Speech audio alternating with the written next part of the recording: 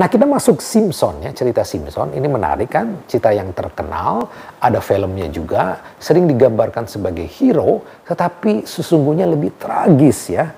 Ini lebih kepada pecundang ketimbang pahlawan.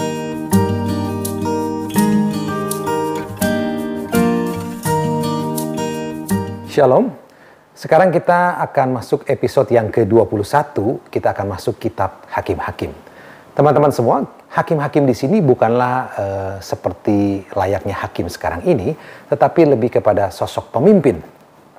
Kitab Hakim-Hakim itu dibuka dengan apa? Malaikat Tuhan itu memimpin Israel keluar dari Gilgal, tempat di mana Israel itu terlalu berlama-lama sehingga gagal menyelesaikan misi ke tanah terjanji.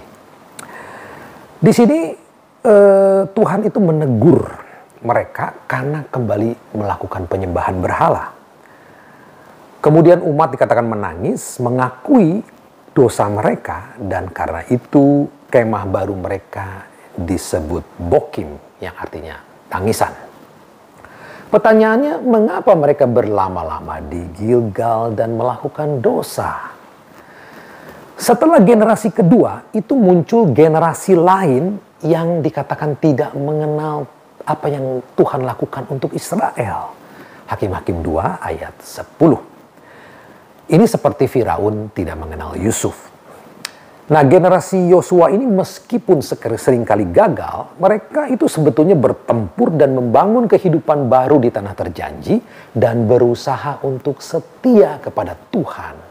Tetapi mereka gagal di dalam satu hal. Apa itu? Mengajari anak-anak mereka iman, dan akibatnya fatal. Tuhan memanggil Israel untuk tekun mengajar anak-anak mereka Taurat yang gagal dilakukan. Alasannya sederhana, tanah Israel yang akan dimiliki itu penuh dengan orang asing dengan pandangan yang berbeda-beda. Jika anak-anak mereka tidak berakar di dalam kebenaran Taurat, mereka akan terpengaruh oleh dewa-dewa asing, oleh moralitas seksual, pengorbanan anak-anak dan sebagainya yang seringkali dianggap sebagai pemujaan orang yang tidak mengenal Allah.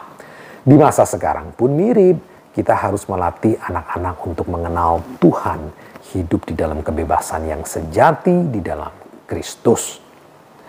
Tanpa iman, generasi berikut itu tidak punya identitas sebagai umat Tuhan. Dan mereka jatuh di dalam penyembahan berhala. Baal ya, meninggalkan Tuhan sebagai bapaknya yang telah membawa mereka keluar dari Mesir. Hakim-Hakim 2 ayat 11. Tuhan murka sehingga menjual mereka kepada musuh. Hakim-Hakim 2 14. Di kisah Keluaran itu kan digambarkan Tuhan itu menebus Israel dan membebaskannya. Nah, gambaran menjual di sini itu adalah kebalikan dari peristiwa Keluaran. Hanya budaklah yang dibeli dan dijual. Hakim-Hakim 2 ayat 11-23 itu menggambarkan siklus buruk sebagai ciri-ciri dari masa ini. Dosa Israel mengantar mereka pada perbudakan. Lalu mereka memohon pertolongan Tuhan yang mengirim seorang hakim untuk membebaskan mereka.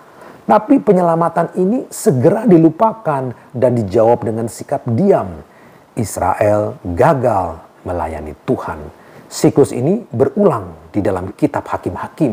Dan setiap pengulangan membawa mereka ke keadaan yang lebih buruk menuju kegelapan. Dalam masa yang cukup gelap ini, hanya suku Yehuda lah yang membawa titik terang. Karena mereka berhasil ketika diberi kepercayaan untuk mengolah tanah yang diperuntukkan untuk mereka. Hakim-Hakim 2 bab 1 adalah ringkasan dari 12 suku dalam upaya untuk menangani tanah yang diberikan. Itu dimulai dengan Yehuda di selatan, lalu ke arah utara, dan yang paling utara adalah suku Dan. Setelah itu ada tanah yang dikuasai oleh orang Amori, orang asing ya. Nah, kitab Hakim-Hakim ini akan mengikuti alur ini. dalam menceritakan 12 hakim-hakim. Mulai dari hakim suku Yehuda dan berakhir dengan hakim dari suku Dan. Nah, pelajarannya adalah semakin bergerak jauh dari Yehuda, Israel itu semakin berdosa dan pemujaan berhalanya semakin kuat.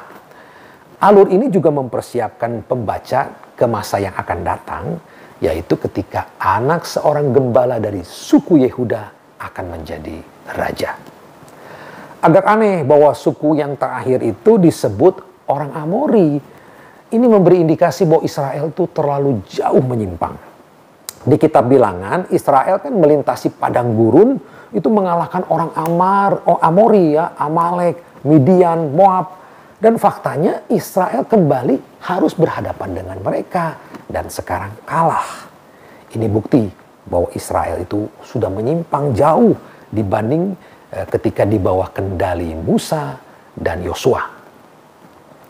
Keadaan buruk Israel ini berakar dari suatu masalah, yaitu penyembahan berhala. Kitab Hakim-Hakim itu menceritakan bahwa Israel itu ibaratnya pelacur yang berzina kepada dewa asing. Hakim-Hakim 2 ayat 17. Metafora pelacur ini menjadi gambaran di dalam isi kitab Hakim-Hakim, yaitu ketidaksetiaan. Dua dari hakim-hakim itu bahkan kemungkinan lahir dari seorang pelacur. Ada yang melanggar sumpah demi mengejar pelacur, dan kisah hakim-hakim itu diakhiri dengan tragis, yaitu perang saudara yang disulut perlakuan buruk terhadap seorang pelacur. Hakim-hakim pertama itu baik. Kemudian setelahnya disusul hakim yang bermoral ambigu.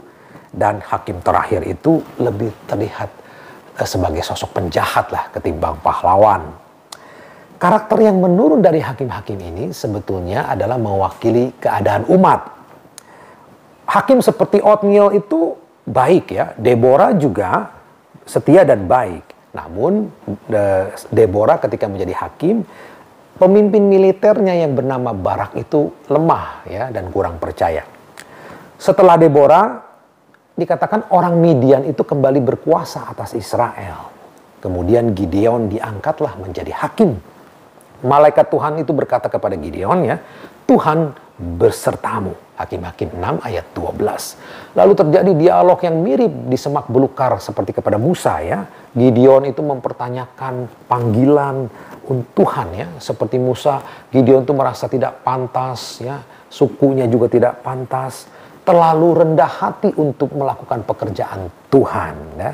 Dan seperti Musa, di dalam kelemahan Tuhan menunjukkan kemuliaannya.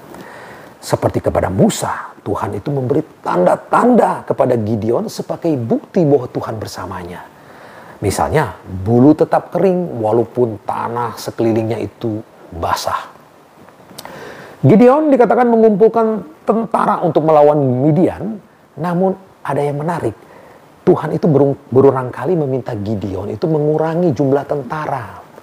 Ini jelas maksudnya apa? Bahwa kemenangan itu karena Tuhan.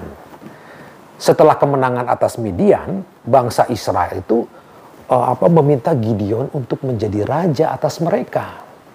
Karena merasa bahwa kemenangan ini karena Gideon, bukan karena Tuhan. Gideon awalnya menolak ya posisi raja ini.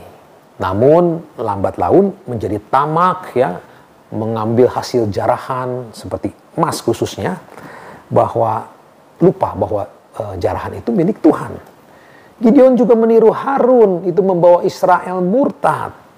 Narasi secara jelas itu menarik hubungan seluruh bangsa Israel itu berperan sebagai apa? Pelacur yang menjadi jerat untuk Gideon dan keluarganya.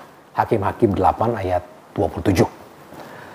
Kesalahan Gideon berlanjut dengan apa? Mengambil banyak istri yang memberinya 70 anak. Dan seorang gundik di Sikem itu memberinya seorang anak laki-laki yang kemudian diberi nama Abimelek. Hakim-hakim 8 ayat 31. Abimelek artinya apa? Ayahku raja. Dia nggak mau jadi raja, tapi kasih nama anak seperti itu. Maksudnya apa kan? Abimelek kemudian menjadi penguasa dan membantai 70 anak Gideon, kecuali Yotam ya. Nah, pola pertikaian ini berlanjut sampai akhir paruh kedua kitab Hakim-Hakim. Nanti Yefta juga akan membantai ribuan suku Efraim. Dan di akhir kitab, perang sipil itu benar-benar hampir melenyapkan satu suku. Setelah Abimelek, pemimpin penting lainnya adalah Yefta. Ia anak pesundal. Hakim-hakim kan dibuka dengan memberitahu kita bahwa umat Tuhan itu telah melakukan yang jahat di mata Tuhan. Dan dengan apa? Mengambil perempuan-perempuan asing sebagai istri dan memuja dewa mereka. Hakim-hakim 3 ayat 5-7. Nah, dengan latar ini kemungkinan ibu Yefta adalah orang Amori. Hal ini penting mengingat apa? Ketika Yefta menang ya melawan orang Amori, Bani Amon, ia harus membayar sumpah gegabah yang dibuatnya. Yaitu jika ia menang, ia akan mengorbankan apapun yang keluar dari pintu rumahku. Hakim-hakim 11:31, di mana anaknya keluar. Nah, sumpah macam ini sebetulnya bukan milik orang Israel, tapi adalah kebiasaan orang Amori yang punya tradisi mengorbankan anak-anak mereka. Yefta terpaksa mengorbankan anaknya. Ini mengerikan. Ia telah mencampur iman Israel dengan orang Amori. Ini buah dari kepelacuran dan praktek orang yang tidak mengenal Tuhan. Nah, kita masuk Simson ya, cerita Simson. Ini menarik kan, cerita yang terkenal, ada filmnya juga, sering digambarkan sebagai hero, tetapi sesungguhnya lebih tragis ya. Ini lebih kepada pecundang ketimbang pahlawan. Dimulai dengan baik ya, seperti kisah Abraham dan Sarah, itu malaikat muncul dan memberitahu pasangan yang mandul bahwa mereka nanti akan mempunyai anak dan harus didedikasikan untuk Tuhan dengan sumpah nazir. Nah, sumpah ini apa? Di dalam sumpah ini pentingnya untuk mengetahui kisah Simson ini. Ada 3 kondisi. Pertama, menghindari alkohol. Kedua, menghindari kontak dengan mayat atau bangkai. Dan akhirnya menahan diri untuk memotong rambut. Ini ada di bilangan 6. Nah, dengan kondisi tersebut, Simson diberkati dengan apa? Kekuatan super. Kisah Simson ini berlanjut secara tiba-tiba, di mana ia meminta ayahnya untuk mengatur pernikahan dengan seorang perempuan Filistin yang disukai dia. Hakim-hakim 14 ayat 3. Ketika Simson berjalan bersama orang tuanya menuju pernikahan, ia melewati kebun anggur Timnah. Detail ini penting karena apa? Sumpah nazir itu terkait larangan alkohol, termasuk berhubungan dengan buah yang bisa menghasilkan alkohol. Lalu tiba-tiba seekor singa menyerang Simson ya. Ini tanda bahwa seharusnya ia tidak berada di situ. Dan Simson kemudian membunuhnya dengan tangan kosong. Simson tidak memberitahu orang tuanya tentang kejadian ini. Karena apa? Kemungkinan karena ia berada di tempat yang salah, terlarang. Hari berikutnya, Simson melewati bangkai singa itu. Dan mendapati dilumuri dengan lebah dan madu. Simson kemudian makan madunya dari bangkai singa. Ini jelas merupakan pelanggaran yang kedua ya, kontak dengan bangkai. Nah, ini melanggar sumpah karena nafsu ya. Dan setelah itu Simson mengadakan pesta perkawinan. Nah, kata pesta ini konotasinya apa? Minum-minum. Diduga Simson juga minum. Berdasarkan apa? Berdasarkan pelanggarannya sering mengunjungi kebun anggur berulang kali.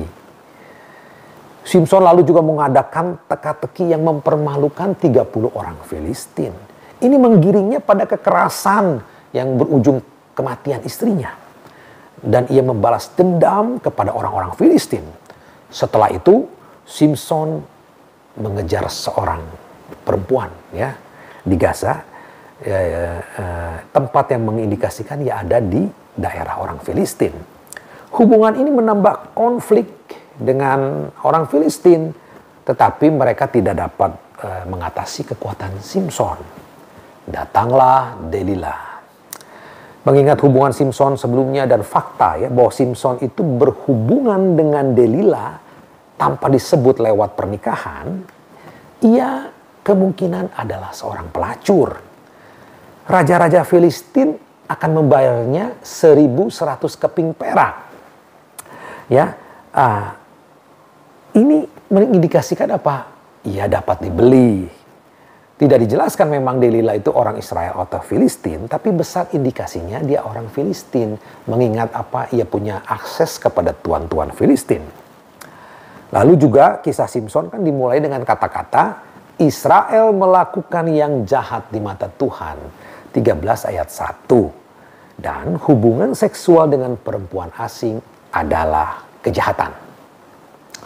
Delilah lewat daya tarik seksualnya berupaya untuk mengetahui rahasia kekuatan Simson. Walaupun Simson tidak memberi tahunya pada kesempatan pertama, namun informasinya itu semakin banyak dalam setiap pertemuan.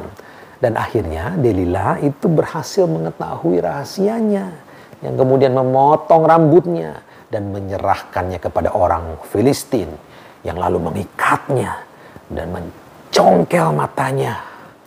Pada titik ini menjadi jelas untuk mengetahui arti dari nama Simson, yaitu matahari, dan arti dari nama Delilah, yaitu malam. Malam Filistin menyelubungi matahari Israel. Kekuatan Israel itu hilang, ya, diberikan kepada wanita yang tidak mengenal Tuhan dan pelacur. Simson adalah seorang Israel yang diperuntukkan untuk Tuhan lewat sebuah perjanjian. Sekarang dengan mengejar pelacur dan melakukan sesuatu yang jahat di mata Tuhan, ia menjadi buta. Sampai di sini dulu kisah Hakim-Hakim. Nanti kita akan lanjutkan kisah mengenai Simson ini di episode berikutnya. Tuhan Yesus memberkati. Amin.